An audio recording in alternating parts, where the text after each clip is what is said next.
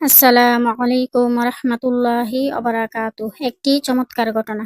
একবার নবীজি সাল্লাল্লাহু আলাইহি সাল্লাম ও তার সাহাবীগণ সফরে ছিলেন। মরুভূমির সফর, সকলেরই প্রচন্ড পানির পিপাসা লেগেছে। পানিও শেষ, কি করা যায়? তারা নবীজিকে জানালেন। নবীজি সাল্লাল্লাহু আলাইহি সাল্লাম আলী রাদিয়াল্লাহু তাআলা আনহু ও আরেকজন সাহাবীকে পাঠালেন পানির খুঁজে। কোথাও পানি নেই। ইতিমধ্যে দেখলেন এক বৃদ্ধা দুই মশক পানি নিয়ে উঠে চলে যাচ্ছে। এই তো পানির সন্ধান পাওয়া গেছে। এই বুড়ির কাছে জিজ্ঞেস করলে পাওয়া যাবে পানির সন্ধান।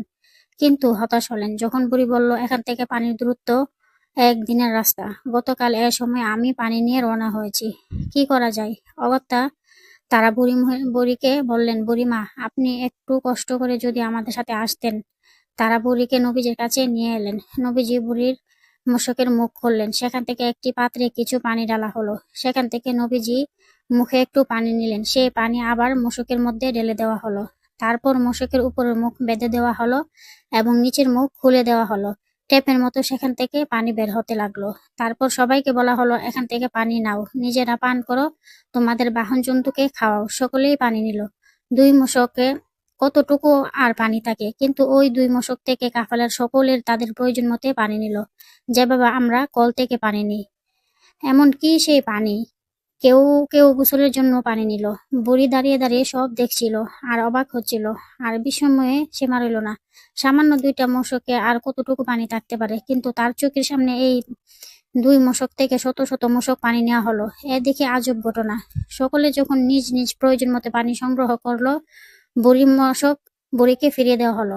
বুড়ি দেখলো, আমার মশক থেকে এত পানি নেওয়ার পরও এতটুকু পানিও কমেনি, বরং আগের চেয়ে আরো পূর্ণ দেখা যাচ্ছে।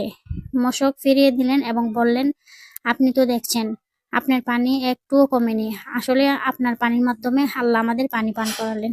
এরপর নবীজি সাহাবেদের বললেন, একটি কাপড় বিছাও এবং তার জন্য যে যা পারো হাদিয়া দাও। কেউ দিল খেজুর, কেউ দিল আটা, কেউ দিল জব। অনেক খাবার জমা হলো বুড়ির জন্য। এগুলো বুড়িকে হাদিয়া স্বরূপ দেওয়া হলো। বুড়ি তো মহা খুশি। আমার পানিও একটুও কমলো না, আবার পেলাম এতগুলো খাবার। মনের সুখে বুড়ি রওনা হলো বাড়ির দিকে। বুড়ি যখন বাড়িতে পৌঁছালো ততক্ষণ বেলা পড়ে গেছে। সকলে তাদের দেরি হওয়ার কারণ জিজ্ঞেস করলো। বুড়ি তখন খুলে বলল সব। মোহাম্মদ নামের যে লোকটা নিজ বাপদাদা ধর্ম ত্যাগ করেছে, 2জন লোক আমাকে তার কাছে নিয়ে গেল। তারপর ঘটল আজব ঘটনা। সকলে তো শুনে তাজ্জব। বুড়ি বলল, আল্লাহর কসম, আমার সব দেখে মনে হয়েছে সে হয়তো পৃথিবীর সবচেয়ে বড় জাদুকর, অথবা সত্যিই সে আল্লাহর প্রেরিত রাসূল।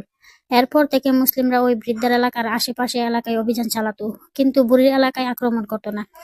এ দেখে বুড়ি নিজ কওমকে বলল, আমার মনে হচ্ছে তারা ইচ্ছাকৃতভাবে তোমাদের এড়িয়ে যাচ্ছে, তোমাদের উপর আক্রমণ করছে না। তোমরা ভেবে দেখো ইসলাম গ্রহণ করবে কিনা। তারা এক কথায় সবাই রাজি হয়ে গেল এবং ইসলামের সুশীতল ছায়ার তলে আশ্রয় নিল। সুবহানাল্লাহ। বুখারী শরীফ, সহিহ হাদিস।